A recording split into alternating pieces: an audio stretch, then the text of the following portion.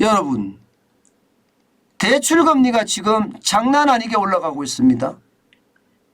이렇게 올라가니까 어마어마하게 많은 사람들이 파산 상태로 접어드는 것 아닌가, 그런 우려가 계속 나오고 있어요.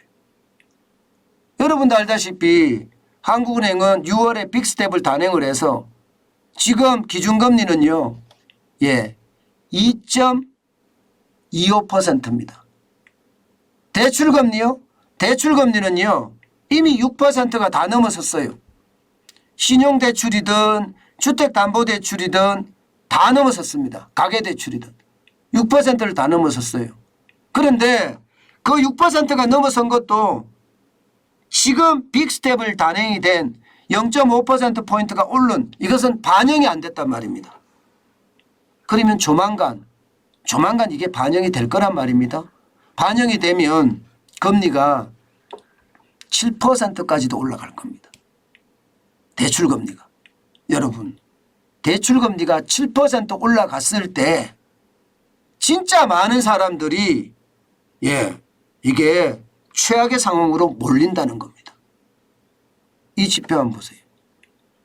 소득 70%를 원리금, 원금과 이자입니다. 원리금 상환에 쓰는 대출자 수가 소득 70%입니다. 190만 명이 된다는 금융감독원의 이게 보고서가 나왔습니다. 190만 명이 되는 거예요. 어마어마하죠. 이게 여러분 소득 70%를 원리금 상환에 쓰게 되면 여러분 생활은 어떻게 하나요? 생활 못하는 거죠. 뭐 생활비도 그렇고요. 아이들 교육비도 그렇고요. 쓰지 못하는 거예요. 그러면 어떻게 될까요?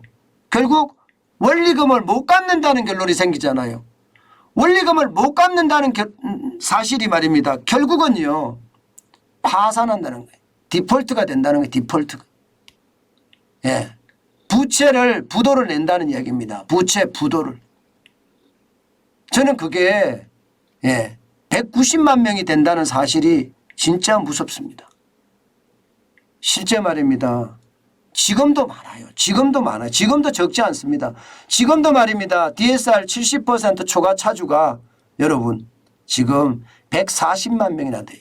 금액으로 보면 357조 5천억 원이나 됩니다. 진짜 적지 않잖아요. 이게 말입니다. 3월 말 기준이거든요. 이때는 평균금리가 3.96%입니다. 그런데 이게 평균금리가 7%까지 가잖아요. 그러면 190만 명으로 확 늘어나고요. 그중에 부채 금액이 480조 4천억 원이나 된다는 사실입니다.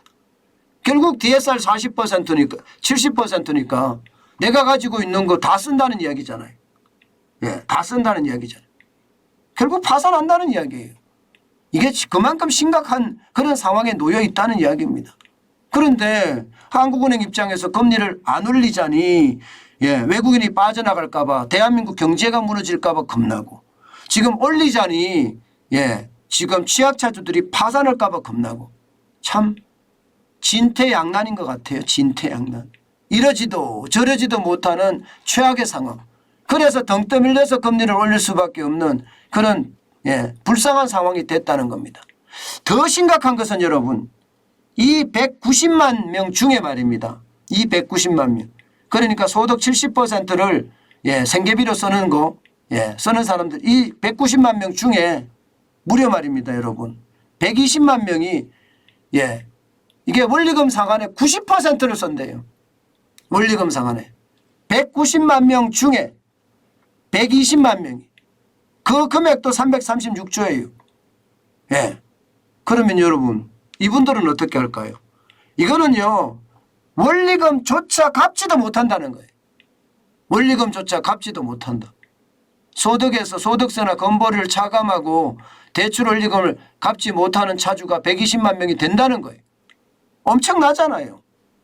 저는 제가 최악의 경우 190만 명이 파산할 수 있지만 적어도 120만 명도 최악의 상황에 몰려있다는 뜻입니다. 그만큼 말입니다. 상황이 지금 좋지 않다는 이야기예요. 그런데도 불구하고 금리는 올려야 되는 이 불행한 상황, 앞으로도 계속될 수밖에 없는 그 상황이 한탄스럽기까지 하겠죠. 실제로 말입니다. 여러분, 시중에 금리 올라가는 거 보세요. 지금 안 올라간 게 없습니다. 당장 신용대출 금리 6.21이죠. 상단이. 전세자금대출 6.21입니다. 주택담보대출 고정금리는 6.12로 찔끔 내렸어요. 그러나 주택담보대출 변동금리는 6.2입니다. 이게 금감원에서 내려라 하니까 주택담보대출 고정금리가 찔끔 내려졌어요. 찔끔. 나머지가 다 올랐어요. 근데 신용대출도 오르고 전세대출도 오르고 주택담보대출의 변동금리도 오르고 말입니다. 그러니 상황은 점점 심각해지고요.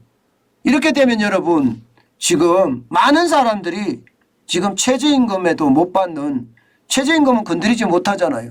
최저임금은 건드리지 못하니까 최저임금까지만 어떻게 가져간다고 하지만 최저임금을 제외하고는요, 결국 말입니다, 감당할 수가 없는 그런 상황으로 몰리지 않겠느냐 하는 게 지금 현재의 예측입니다.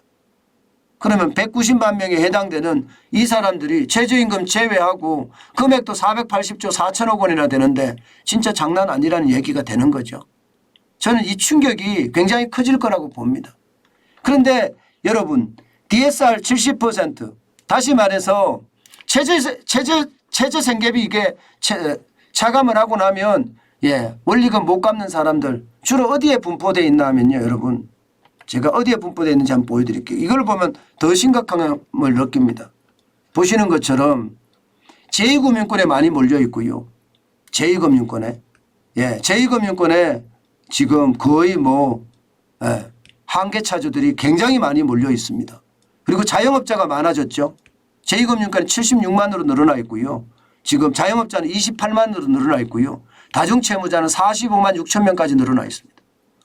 그러니까 결국 말입니다. 여러분, 이게 전체를 이렇게 조합을 해보면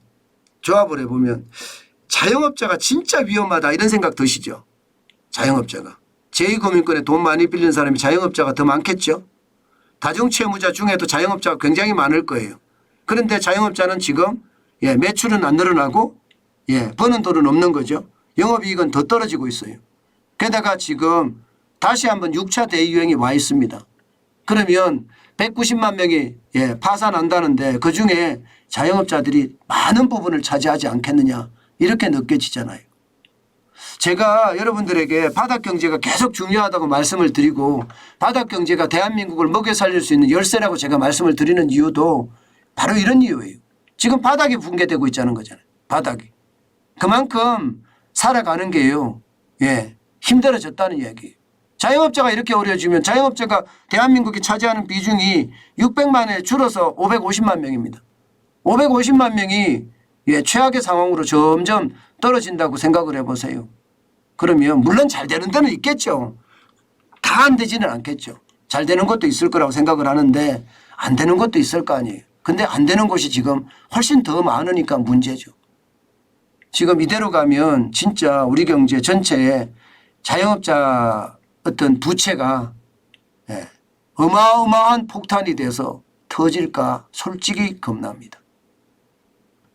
그 어느 때보다 장사라도 잘 돼야 되는데 장사가 안 되면 어떡하나 하는 생각을 하는 자영업자분들도 굉장히 많을 것 같아요. 여러분, 경제는요 지금 그 어느 때보다 위기 맞습니다. 그리고 이 위기를 슬기롭게 극복할 수 있는 방법은요 한 발 더 움직이는 겁니다. 한 발 더. 방법이 그거밖에 없기 때문에요. 한 발 더 움직이면 변화가 일어나고요. 혁신이 일어납니다. 그 변화와 혁신 속에서 우리는 또 새로운 기회를 잡을 수가 있으니까요. 어렵다고 절대 포기하지 마시고요. 움직였으면 좋겠습니다. 움직였으면.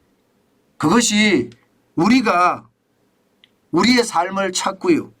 우리의 미래를 다시 한번 갖고 가는 그런 계기가 되지 않을까 저는 그렇게 생각을 합니다. 현실이 어렵다고 절대 포기해서는 안 된다는 거 아마 여러분도 알고 저도 알고 있습니다.